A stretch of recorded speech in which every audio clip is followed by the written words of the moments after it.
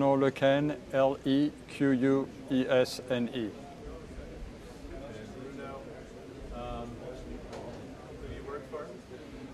My name is Bruno Lequense. I work for Eaton Corporation, and I am the president of the Industry Application Society.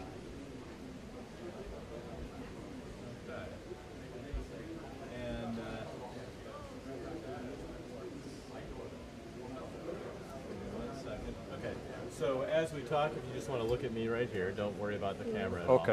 And try to stay where you are. I have a fairly tight shot, so if you wander around, you're going to be wandering out of the shot. Okay.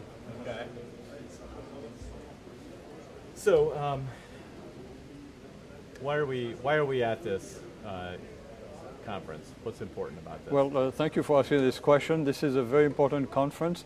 Frankly, IEEE has worked for years, even decades, on transportation issues, but the momentum has grown to the point where we really need a separate event to really address these issues in a comprehensive manner. So this is why three IEEE societies started this International Transportation Electrification Conference to bring together professionals in the automotive and beyond, people associated with transportation and the electrification of transportation.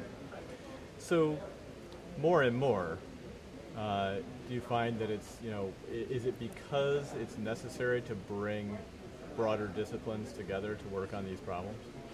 Definitely, there's definitely a systems issue. Electrical engineers need to understand how the chemistry of a battery works. They need to understand the mechanical parts of the transmission. So we need to bring all these people together to understand the systems issue.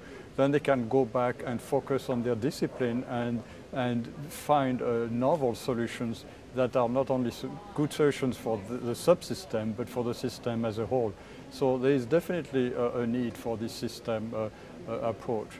There is another aspect where with transportation we think cars, because electric cars are really having a lot of publicity. But there's all other aspects of transportation: electric ships, electrification aircraft, trucks. There's a variety off-road vehicles, a variety of vehicles, and we need to bring people from these different parts of the transportation together so they can exchange ideas and find novel and creative solutions to their problems. Why is it then that we focus so much on the passenger vehicle marketplace? Why is that such a big deal? Well, passenger cars are not, everybody has a passenger cars. Everybody would love to have a Tesla in their garage. Garbage trucks are less cool, but at the same time, it takes a lot of energy to drive a garbage truck or a cargo ship around. And in the big picture, with the CO2 emissions and so forth, it is very important to address the emissions of these vehicles, even if they are not as the first thing that people come to think of, or people may never really see those vehicles, but they are very important ultimately to the future of the energy consumption of the planet. So basically what you're saying is we have to have solutions for the less sexy. We need solutions for the sexy vehicles and for the less sexy vehicles as well, absolutely. And ultimately we all benefit from those. Why, how does something like an event like this, hosted by an organization like the IEEE, how does it stay relevant? Why is it relevant? Why, how can it be important into the future? It is very important. Hybrids and electric vehicles are coming along, but there are still so many issues. I mean, you hear about battery life, you hear about cost. Many people would love to drive a Volt, but it's still too expensive for most people. And it will take a lot of hard work and a lot of technology innovation to bring that about. And this conference is the kind of event that brings people together to get ideas flowing and for them to go back to their research labs or to their industry and develop the practical solutions for the future. So you can't do something like this online, or Well, online is very good. There is a lot of tools online. IEEE has a wonderful actually Explore library with hundreds of thousands of papers. This is wonderful, but there are different ways to get communication going, and face-to-face communication is also very important for human beings. We need that as well. So there's a lot of informal discussions that happen at conferences that you will never get by reading the paper or online. So this is complementary, really. Do you think there are good ideas that have been hatched just because somebody got a chance to meet face-to-face with someone else? Oh, absolutely. I'm sure that I may even venture to say that most ideas come from people talking to one another, really. People from the same field and people from different fields, really. Yes, reading papers is good and important, and we learn a lot, but the human contact is fundamental as well. Yeah. Why is it valuable to be here in Detroit, in the Detroit area? Well, Detroit in North America is really the capital of really the industry, at least the automotive industry. Many other industries and related transportations are already also in that general Midwest area. So Detroit is really very important. It allows local engineers to come for perhaps just one event. We had boot camps on Sunday, which were meant to be education for people who may be new to the electrical area from other parts of the vehicle engineering.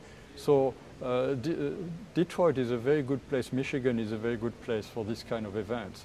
At the same time, we'll need to bring this kind of events elsewhere, and we are looking at plans to expand overseas as well to help engineers in Europe, Asia, elsewhere to develop similar ideas. Because these are really global problems and we need global solutions.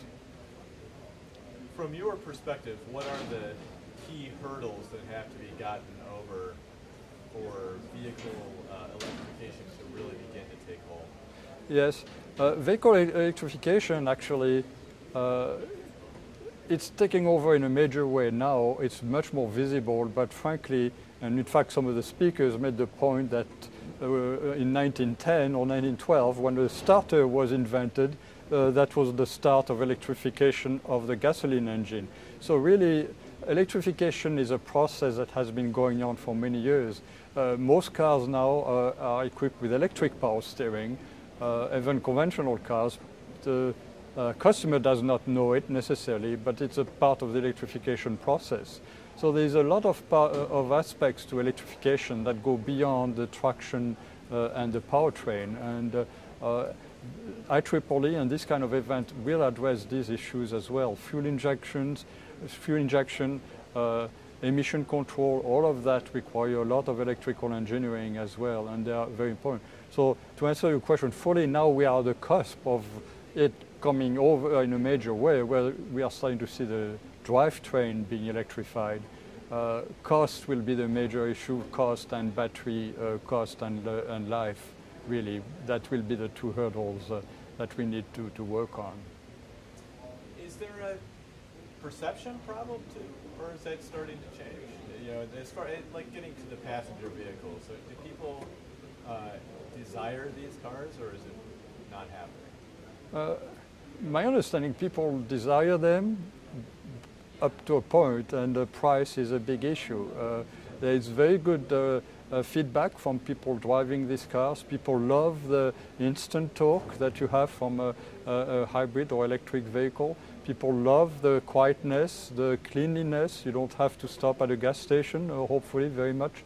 So there's a lot of positive feedback. People hesitate when they see the sticker price, and really that's what we are to work on. And in other industries, like commercial vehicles, there again, there are advantages in terms of functionality. Garbage trucks would be quieter if they were electric, so that would be nicer for everybody, the workers as well as the residents. Even though in the commercial sector, the financial aspect of how much you save, of course, is the dominant factor. Who should be coming to conferences like this? Who should we see here? We'd like to see many engineers from the automotive or transportation industry companies come here. We have a number of people from academia that are important too. There needs to be very good flow of ideas and communication between the research labs, industrial or government sponsored, academia, but really in the end that the engineers in the field that find the solutions that will be in the vault or in the vaults of the future. So and again, to go back to one of the earlier questions, Detroit is a good place here in North America for that reason, so that we can draw a lot of engineers from the field to talk to one another and exchange ideas. Your own work, just getting back to what you do, you work at Eaton. What kinds of things are you working on right now? Eaton Corporation is a diversified company, and one aspect, in fact, Eaton was started as a truck company doing axles for trucks. And now Eaton is one of the two largest makers of transmissions for commercial trucks, from the delivery trucks to the big rigs. And hybridization of these trucks is very important. In fact, even though there are fewer trucks on the road than cars, the energy you would save from trucks is actually more significant or at least comparable to passenger cars. They drive much more than in terms of utilization than passenger cars. So there's a lot of work going on in hybridization of trucks, and that's my personal involvement, and very happy about the results that we have had in the field. Do you find that there's because of the utility of it, because there's a shorter payoff time period for companies that utilize these large utility type vehicles, that there's more adoption of that kind of? The payback time, I think, for commercial vehicles, generally speaking, is probably similar to passenger cars. So we have the same hurdle about bringing the cost down to the point where it's a good break even within 3-5 years, so that people can get their payback. There are some niche applications where you get a better payback, and others that are maybe more further down the road. So we have the same challenge about cost, to bring the cost down on commercial vehicles. Buses, I mean, which are part of the commercial vehicles, I mean, there's another aspect.